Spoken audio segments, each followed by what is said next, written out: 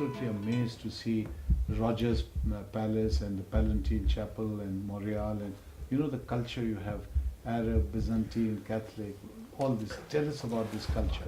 Palermo is a mosaic. It's a mosaic made by different pieces of stones, of different colors and dimensions. And we think that we need to be different to be equal. To be different because we are different pieces of stones inside the mosaic.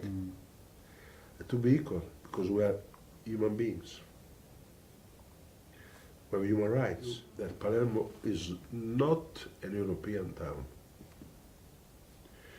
We are a Middle East town in Europe. What do you mean by that? We appear to be like Istanbul, like Beirut, not like Frankfurt. Like when people are that surprised and watch me just in a bad way, say, okay, I correct. We are Mediterranean town, just like Marseille or Barcelona. Oh, fine.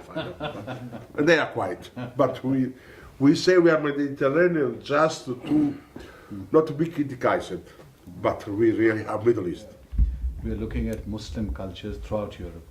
And Sicily is fascinating, and we've been to Roger II, we've been to Frederick II. You know, you have such a rich history of these. I participate normally to the little and to the big feast. Of course, with kaftano, without shoes, the thousand Muslims together. I believe in that. But please, don't ask me the name of God. So, when I come inside a mosque, I pray Allah. When I come inside a synagogue, I pray Yahweh. In this moment, I'm Christian.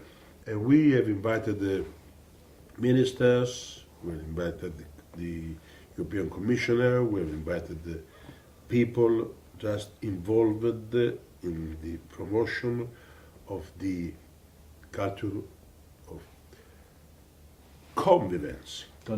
Not tolerance. We're speaking about the immigration, the so-called immigration through Mediterranean area, a terrible tragedy.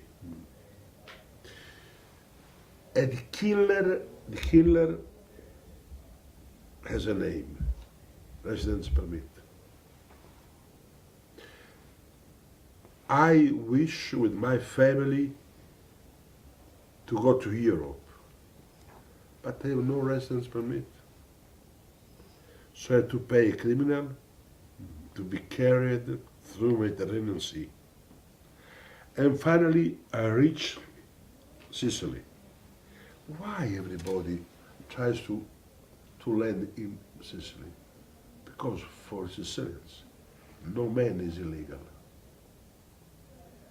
They don't try to reach Veneto.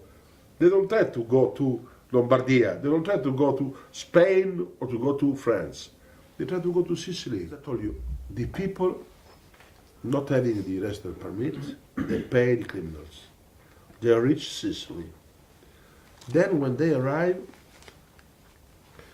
they have to stay in special places. And the Italian state pay money. And they live in a very terrible condition, not having identity. They are not yet, no more, not yet. Without a residence permit, they should not pay $3,000 to a criminal. They could fly business with the family to Hamburg, to Frankfurt, to Paris, to Rome. Can you imagine what a terrible system of corruption around this? Paying 45 euro per day, given to some organization to take care of each of them. Give them 35, and they can live. Let them work, and they can live. I mean, so it's a terrible system. It's a terrible system, and I say that we abolished the word migration. Because immigration means sufferance. We speak about mobility right. The human beings They have the right to decide where to live. It's exactly what I always say to the Pope Francis. He has to say clear. When he say solidarity, it's not enough. He has to send the message to abolish the residence permit. If I ask you, which are the three things that Muslims and non-Muslims should do to come closer together? Because you know there's a widespread Islamophobia now in Europe and the United States. So what are the three things you think should be done to bring them closer together? I think that the first role is the role of the other churches. I think that the first condition is the condition. It comes from the engagement of Jewish and Christian. And Jewish and Christian, may I tell you, don't send an adequate message about that. Because they speak about theoretic tolerance or individual solidarity. In the middle is the dialogue. I don't live together with somebody that I try socially to assist. I assist, I don't live together. I don't live together if I say that theoretically you can be Muslim, I can be Christian. What we need is just to cover what is in the middle, between the theoretic, formal slogan and the concrete activity. I think this is the first. The second is, I think I have to see, it is necessary that the Jewish understand that they cannot go forward with this condition in Palestine. We are speaking about, I'm sorry for the Palestine, some thousand. That is a problem. You cannot send a message until when there will be this condition. So they live a terrible sufferance, but they are used to. From the both extremism. To say you are wrong, to say you are wrong. And I think the third is the role of European Union.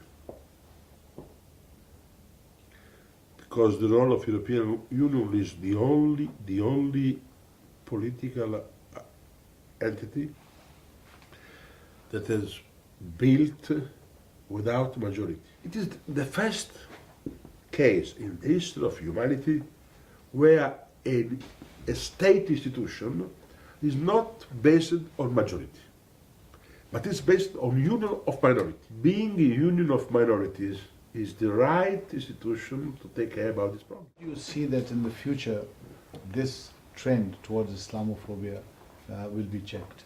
The European Union has not understood how dangerous is Islamophobia. I am not saying that we need some more activity or violence from Islam. But probably if Europe does not understand, will understand the day after.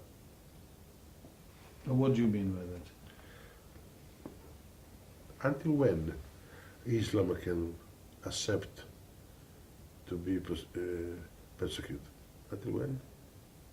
And until when a guy like you have arguments to say to me that I am a violent, that I am not to be is wrong to be violent.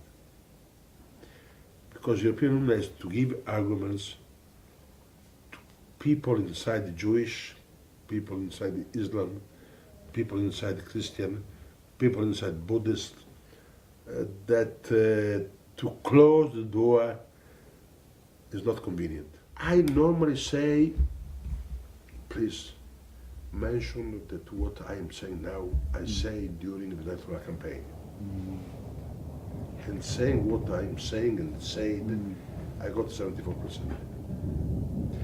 I don't think that there's some European town where the mayor can be elected with 74% of votes saying what I say. Yes, yes. It means that I am only the microphone. For the people. For the people. Otherwise, I should not get so many votes.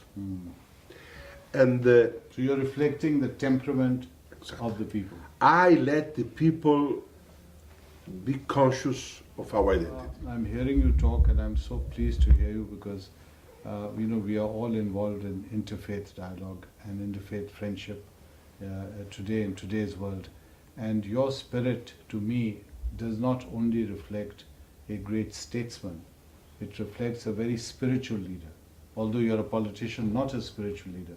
Yes. But what you're saying reflects a deeply spiritual position on understanding humanity. Is the dignity, is the primacy of politics. Yes. To let the spirit become concrete. The spirit Is the role of politician.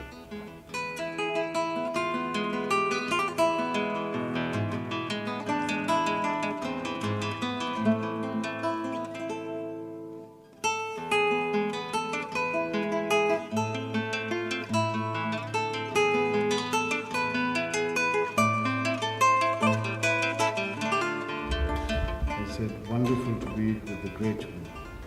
So inspiring. Thank you so much. Thank you.